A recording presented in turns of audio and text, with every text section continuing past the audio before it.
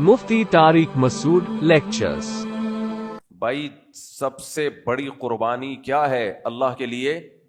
جان دے دینا، جو بارڈر پہ ہمارے فوجی دے رہے ہیں۔ اس لیے خدا کے لیے اپنے جو عسکری طاقتیں ہیں نا، جہاں دفاع کی بات آئے ان کو سپورٹ کیا کرو۔ غلط کمنٹ جب میں دیکھتا ہوں تو خون کھولتا ہے، تو اس لیے جو لڑنے والے لوگ ہیں نا ان کو ہلکا نہیں لیا کرو، ان کو سپورٹ کیا کرو۔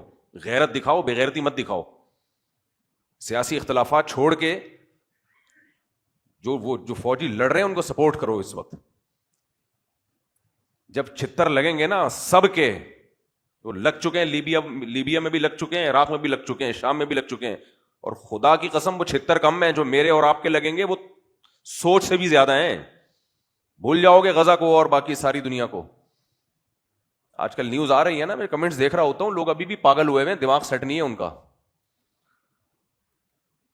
جب بھی لڑائی ہوتی ہے اپنے فوجیوں کو سپورٹ کرنا چاہیے اس میں۔ یہ ہمارے لیے لڑ رہے ہیں، یہ اسلام کے لیے لڑ رہے ہیں۔ لوگ کہتے ہیں کہاں کا اسلام؟ میرے بھائی مسلمانوں کے لیے تو لڑ رہے ہیں، تو مسلمانوں کے لیے لڑنا جہاد نہیں ہے کیا؟ نبی صلی اللہ علیہ وسلم نے فرمایا من قتل دون مالہ فہو شہید، جو اپنی جان مال بچاتے ہوئے مارا گیا وہ بھی شہید ہے۔ تو ملک بچا رہے ہیں، اور یہ ملک بھی مسلمانوں کا ملک ہے۔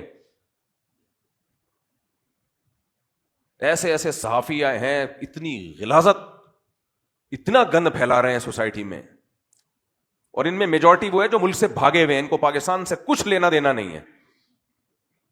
اتنی تلبیس، اتنا حق اور باطل کو خلط ملط کر کے بیان کیا جا رہا ہے، لوگ سن رہے ہیں، بیٹھ کے کمنٹس کر رہے ہیں۔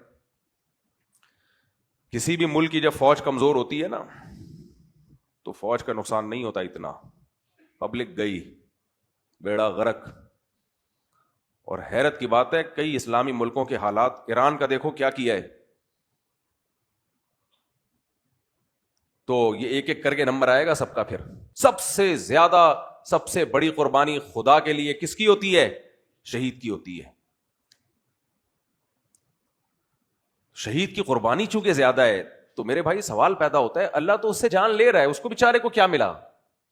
تو یہی اس کا جواب ہے کہ یہ دنیا دار العمل ہے، دار الجزا نہیں ہے۔ اگر یہ دار الجزا ہوتی تو سب سے زیادہ دنیا میں شہید کو نوازا جاتا کہ اللہ وہ شہید ہوا، اللہ اس کو اسی وقت دوبارہ زندہ کر دیتا کہ جا بھائی عیاشی کر۔ لیکن یہاں لوگ بڑی بڑی قربانیاں دیتے ہیں، اور قربانی دینے کے بعد ان سے دنیا کی سب سے بڑی دولت جسے زندگی کہا جاتا ہے وہ زندگی چھن جاتی ہے۔ اب یا تو یہ اللہ پہ اشکال ہے، اے اللہ تیرے لیے لوگ قربانی دے رہے ہیں اور تو کچھ بھی نہیں کر رہا، یا پھر میرے بھائی اللہ نے صحیح کہا ہے کہ اس زندگی کے بعد ایک اور زندگی ہے۔ یہ ایسے جیسے خواب دیکھ رہے ہیں ہم، یہ خواب ہے اصل۔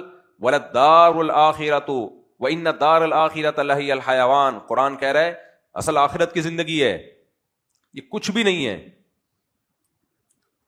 تو جب تک وہ آخرت دماغ میں آئے گی نہیں نا، کامیابی اور ناکامی اور اچھائی اور برائی کا کانسیپٹ ہی کلیئر نہیں ہوگا۔ دیکھو کافر 180 ڈگری پہ ہوتا ہے مسلمان سے، وہ خوش ہو رہا ہوتا ہے کہ میں بالکل فٹ فاٹ ہوں۔ مسلمان کو اس سے غرض نہیں ہے کہ مجھے خوشیاں مل رہی ہیں، غم مل رہے ہیں۔ مسلمان کو سب سے پہلے اس سے غرض ہے کہ یہ خوشیوں میں اللہ راضی بھی ہے کہ نہیں ہے۔ حرام کما کے بھی خوشیاں مل جاتی ہیں نا، لوگوں کو پیسہ کما لیتے ہیں۔ انسانوں کو قتل کر کے بھی لوگ عیاشی کرتے ہیں، تو عیاشی تو ہے وہ بھی، لیکن اللہ اس پہ راضی ہے یا نہیں ہے؟ اللہ خوش ہے یا نہیں ہے؟ اللہ خوش نہیں ہے تو کیا کرنا ہے بھائی؟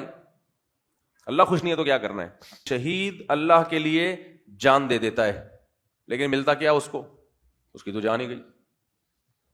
تو سب سے بڑا اشکال تو یہاں ہوگا، جس نے خدا کے لیے، اللہ کے لیے جان دی ہے، اللہ کے لیے جس نے قربانی دی ہے، اسے تو کچھ بھی نہیں ملا، اس سے تو اللہ نے جان ہی لے لی، تو رہ کیا گیا اس کے پاس؟ تو بھائی یہ ان لوگوں کی باتیں ہیں جو آخرت پہ یقین نہیں رکھتے۔ اسی سے آخرت کا پتہ چلتا ہے، اسی سے آخرت کا پتہ چلتا ہے کہ دیکھو یا تو خدا ہے یا نہیں ہے، دونوں میں سے ایک ہی بات ہوگی نا۔ ہم مدرسے میں جب پڑھتے تھے نا، تو جنہوں نے منطق پڑھی ہے تو وہ اسٹائل یہ ہوتا ہے، یا تو یہ ہے یا نہیں ہے، پھر یہ اس کی اتنی صورتیں، یا تو یہ صورت ہوگی یا یہ صورت ہوگی۔ اس کو کہتے ہیں وجہ حسر کے ساتھ، اس سے آدمی رزلٹ نتیجے تک پہنچ جاتا ہے. بھائی اس کی دو صورتیں ہی بن سکتی ہیں, یا تو یہ ہوگا یا یہ ہوگا. جتنے امکانات ہوتے ہیں نا, اس کو آپ جب کسی چیز کا تجزیہ کرتے ہیں نا, تو اس کے پہلے جتنے بھی امکانات ہوتے ہیں ان امکانات کو کھول دینا چاہیے. جب بھی کوئی کام کرنے جاؤ نا, تو اس میں یہ سوچا کرو اگر میں یہ کام کروں گا تو یہ بھی ہو سکتا ہے, یہ بھی ہو سکتا ہے, یہ بھی ہو سکتا ہے. تو یا تو یہ ہوگا یا یہ ہوگا, یا دونوں میں سے کچھ بھی نہیں ہوگا. تو اگر یہ ہو گیا تو پھر اس میں یہ ممکن ہے, یا تو یہ ہوگا یا یہ ہوگا یا یہ ہوگا. مثلا جمشید نے پیسے مانگے آپ سے, تو آپ نے اس کو پہلے ایسے نہیں اٹھا کے پکڑا دیا. آپ کہو یا تو میں اس کو پیسے دوں گا یا نہیں دوں گا. اگر میں پیسے دوں گا تو پھر کیا ہو سکتا ہے, یہ ہو سکتا ہے کہ ہو سکتا ہے یہ لے کے بھاگ جائے, یہ بھی ہو سکتا ہے کہ نہ لے کے بھاگے. لے کے بھاگ گیا پھر تو گلی مک گئی. نہیں بھاگا تو پھر ہو سکتا ہے کہ کاروبار میں پروفٹ ہو سکتا ہے کاروبار میں پروفٹ نہ ہو. اگر کاروبار میں پروفٹ